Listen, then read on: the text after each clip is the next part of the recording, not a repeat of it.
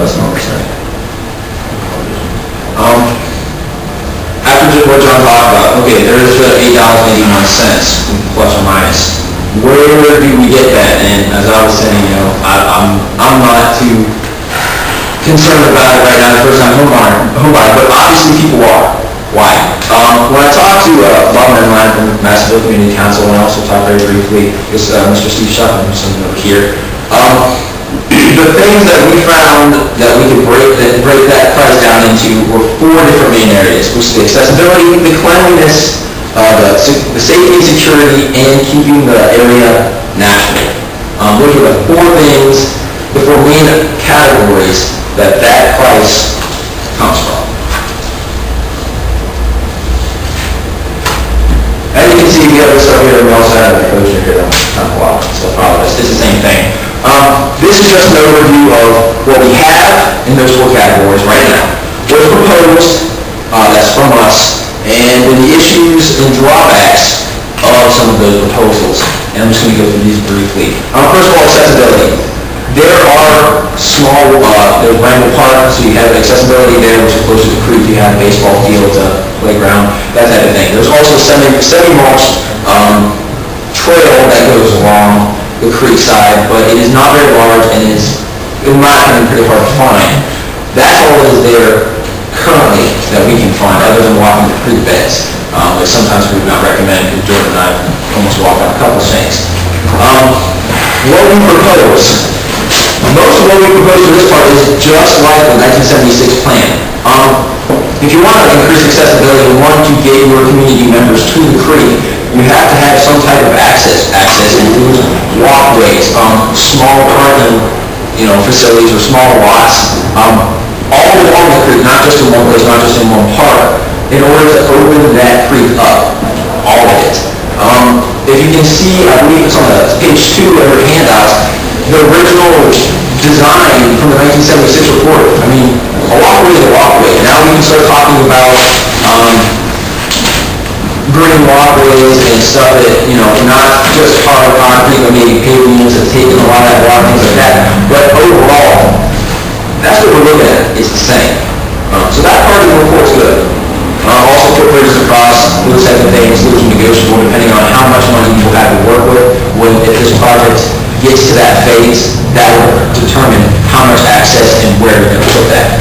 Some of the issues, as I said before, the main issue that we're going to have is acquiring land. Because a lot of the areas, as we saw on those maps, we can get to, in Madisonville, Greater Cincinnati, somebody owns that we can use, but, we have access to that land, but there's a lot of parts that we do not have access to, and that's a lot of the problem with the last plan.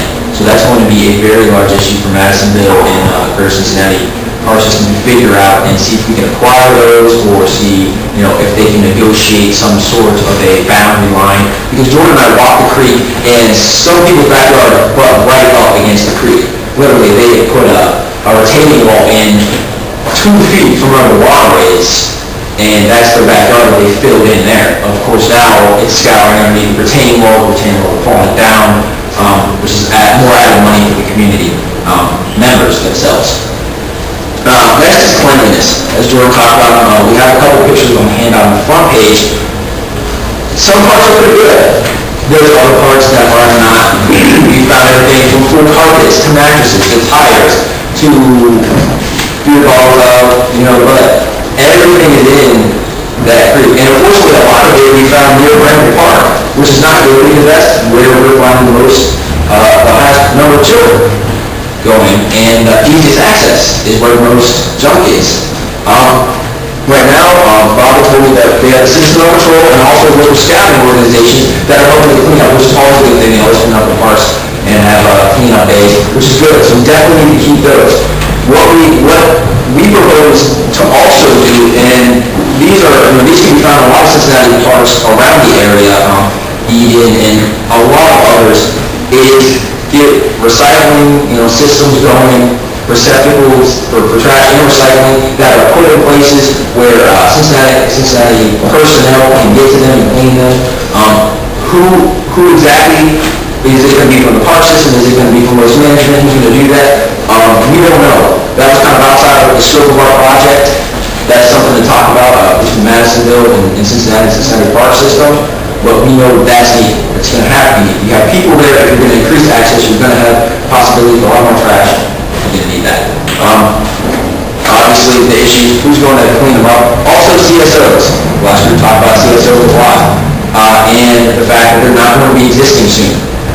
Little Duck Creek, as far as we've seen, has very little flow in certain areas, especially at the bottom and by Marymount. Now, up higher by Indian Hills, which is like this part down here, we're having a lot of trouble. Now, up here, we have a lot more flow.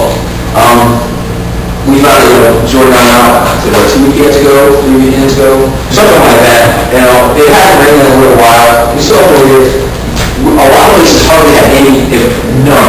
We were able to wash straight through the stream bed, no problems, no water, no nothing in 10 shoes.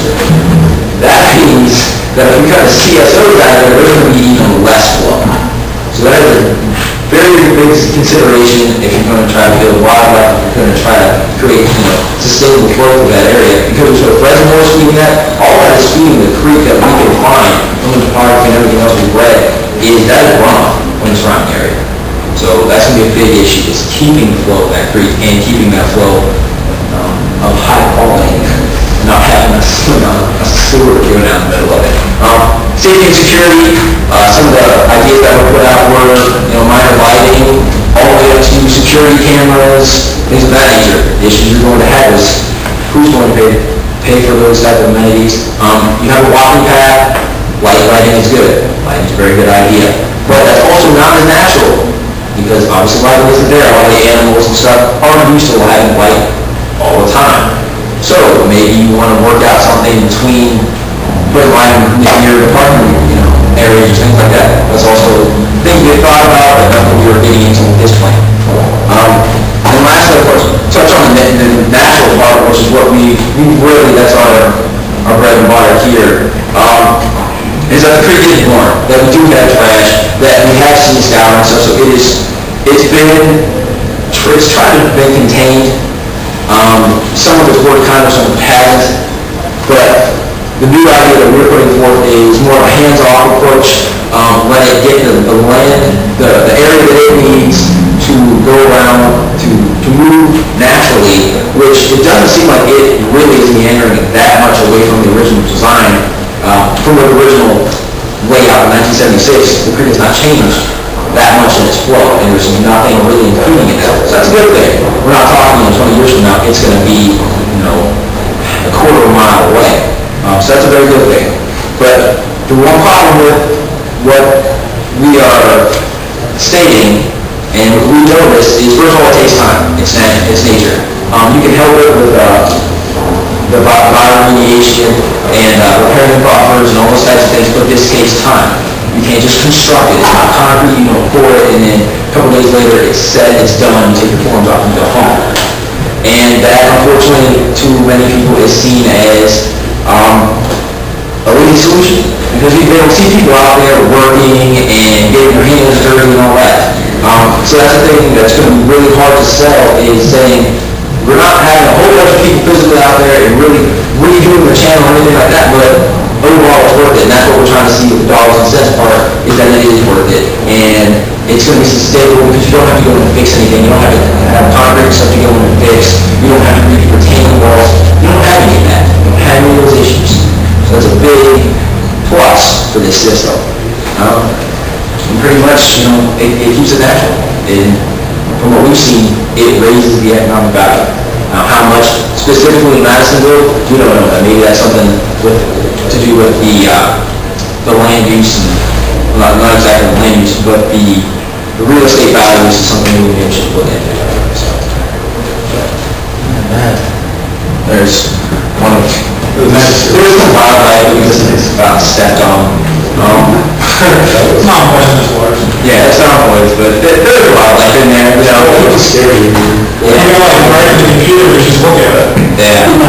So I guess that is proof that we have things to do, obviously, but we have something to work with. We don't have a sewer that's running in the middle of Madisonville. We have a lot of promise. It's going to take some work, but What kind of snake is that? The water's